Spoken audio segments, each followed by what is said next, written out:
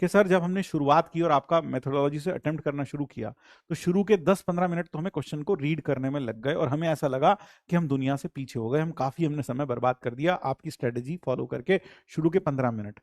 लेकिन जब शुरू के 15 मिनट हमने क्वेश्चन एनालाइज कर लिए सारे और फिर जब हम उसके बाद मैदान में आए तो सर हमारे मार्क्स पिछली बार से लगभग 30 और 25-30 मार्क्स इंक्रीज हो गए। So these increased by 30 to 35, क्योंकि हमें पता था कि कौन सा क्वेश्चन पेपर के किस कोने में है, कौन से कोने पर जाकर हमें उस क्वेश्चन को का शिकार करना है, उन्हें ये मालूम था। वहीं अगर आप किसी वहीं अगर आप बिना जाने पहचाने कई बच्चे लिख रहे हैं I have increased 40 to 50 marks, that is great, that is great. So this strategy will definitely increase your marks if you definitely follow this strategy, क्योंकि तब आपको पूरे पेपर का एक होलिस्टिक व्यू होता है, आपको पता है कौन सा क्वेश्चन कहाँ है, कहाँ आसान छुप कर बैठा है, कहाँ मुश्किल छुप कर बैठा है, कहाँ नाग बैठा है जिस पर पांव रखा तुरंत डस लेगा, 10-15 मिनट हमारे बेकार कर देगा। आपको कहाँ पता है कहाँ इजी शिकार है, जहां पर धड़ से बस पंजा मारने की जरूरत है मार्क्स थाली में। एक चीज और बताता हूं, एक चीज और आज मैं आपसे बात करूंगा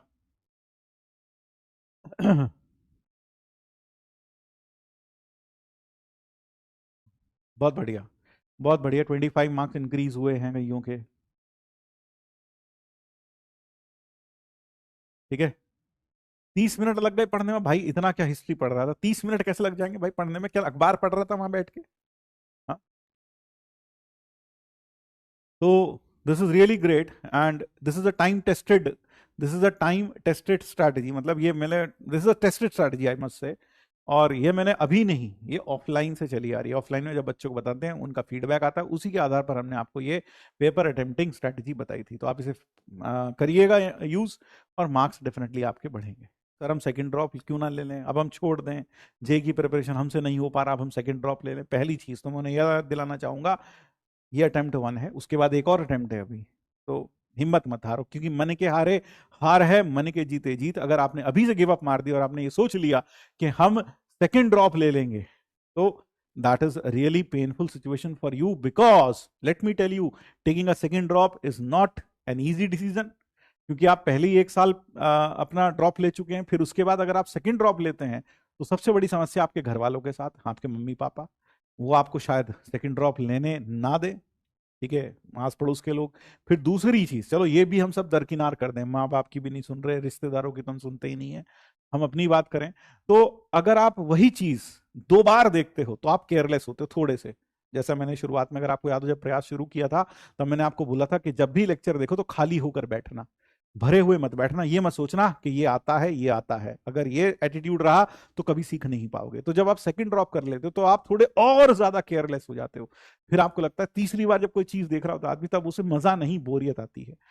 तो इसलिए जो सेकंड ड्रॉप के बारे में सोच रहे हैं, मेरी उन्हीं को यह सलाह है, try to give your best. ये नहीं बेस्ट होता, इसमें बेस्ट दीजिए, पहली चीज इसमें बेस्ट दीजिए, फिर अगला जो आएगा उसमें और बेस्ट करिएगा अपना, और अपना बेस्ट करिएगा। तो इसलिए कभी भी सेकंड ड्रॉप के बारे में मत सोचिए, that is the last resort, that is the last resort, वो लास्ट रिजॉर्ट है यार, है ना, वो मत सोचो यार तुम। अभी देखो मैं सच बता रहा हूं, मैंने एक बैच पढ़ाया, उसमें कुछ बच्चे शुरू में सेटल्ड नहीं थे, उनको लग रहा था कि पता नहीं सर, बिल्कुल नया बैच था, मेरे लिए नया था, उनके लिए मैं नया था, मेरे लिए वो नए थे। तो उनके दिमाग में प्री सेट एक नोशन होती है कि नहीं हमें तो इन टीचर से नहीं बल्कि ऐसे किसी और से पढ़ना है।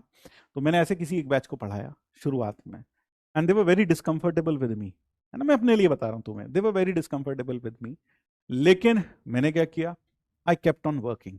मुझे इस बात से फर्क ही नहीं पड़ा कि वो लोग कैसे सोच रहे हैं, क्या सोच रहे हैं मेरे बारे में, मैं अपना बेस्ट डिलीवर करता चला गया, गेव माई बेस्ट।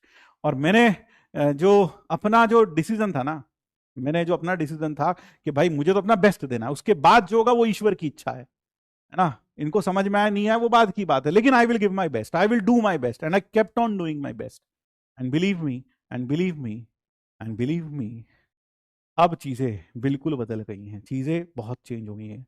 अब वो बच्चे, उनसे तो मैं पहले से ही प्यार करता था, वो भी अब हमें प्यार करते हैं। तो ये होता क्या है, ये सिर्फ आपके ऊपर डिपेंड करता है। मैं इसलिए एग्जाम्पल इसलिए नहीं दे रहा हूं, है ना, कोई टीचर ऐसे नहीं बोलेगा क्लास में आके, है ना, कि यार देखो ऐसा हुआ था, कोई नहीं बताएगा। हर कोई अपने आप का स्ट्रॉन्गेस्ट चीज सामने रखना चाहता है, हर आदमी। मैंने रैंक 1 को पढ़ाया, मैंने रैंक 3 को पढ़ाया, मैंने रैंक इसको पढ़ाया। लेकिन मैं कभी भी ऐसा नहीं करता, इस तरह की बातें, अपने आप को महान दिखाना कभी नहीं सोचता मैं, ऐसा कभी नहीं सोचा मैंने। सिलेक्शन होना हो, सोचो मत यार, तू अपना बेस्ट दे बस। तुझी से बात कर रहा हूं, तो अपना बेस्ट दे यार, तू ये मत सोच तेरा सिलेक्शन होगा या नहीं होगा। आज क्यों, जब मैं अपना बेस्ट दे रहा था, जब मैं अपना बेस्ट दे रहा था, तो मेरे मन में 1% भी ये ख्याल नहीं आया, 1% भी ये ख्याल नहीं आया, ठीक है, 1% भी मेरे मन में ये ख्याल नहीं आया कि यार क्या होगा। मेरे को तो बस इतना था, मैं अपना बेस्ट दूंगा, आगे ईश्वर की इच्छा। तो वही काम आपको भी करना चाहिए, वही काम आपको भी करना चाहिए बेटा, ठीक है। तो इसलिए मन से बिल्कुल भी नहीं हारना है, आपको बिल्कुल नहीं सोचना है कि आपको बिल्कुल भी नहीं सोचना है कि पता नहीं होगा या नहीं होगा। बस जिंदगी में मलाल न रहे। मुझे ये था पढ़ाते वक्त कि अगर मान लो कल को मैं फेल भी हो गया इनको पढ़ाने में, मान लो बर्बाद हो गया, नहीं नहीं आया कुछ भी, मैं फेल भी हो गया, लेकिन मेरे दिल में एक सुकून रहेगा, क्या, कि मैंने अपना बेस्ट ट्राई किया था, है ना। मैं मैदान छोड़ के नहीं भागा, मैं अपना बेस्ट ट्राई किया। तो चीजें टर्न अप होती हैं, धीरे धीरे करके चीजें चेंज होती हैं जब आप अपना बेस्ट देते जाते हो। So try to give your best. इस बात की चिंता मत करना कि तुम्हारा सिलेक्शन होगा या नहीं होगा, क्योंकि जिंदगी में सबसे बड़ा अफसोस इंसान को तब होता है जब उसे मालूम चले आगे चलकर जिंदगी में कि वह ये कर सकता था, लेकिन उस वक्त उसने किया नहीं। शायद उस वक्त थोड़ी देर वो और मैदान में टिका रहता तो वह ये युद्ध जीत सकता था, लेकिन उसने आखिरी समय में, जब वो जीत बिल्कुल करीब थी, जब वो उस काबिल भी था कि जीत सकता था, उस समय उसने मैदान छोड़ दिया। इसलिए मैदान छोड़ना भागो तुम, मैदान मत छोड़ना यार। जब तक तोड़ेंगे नहीं तब तक छोड़ेंगे नहीं, ये चीज याद रखना बच्चों।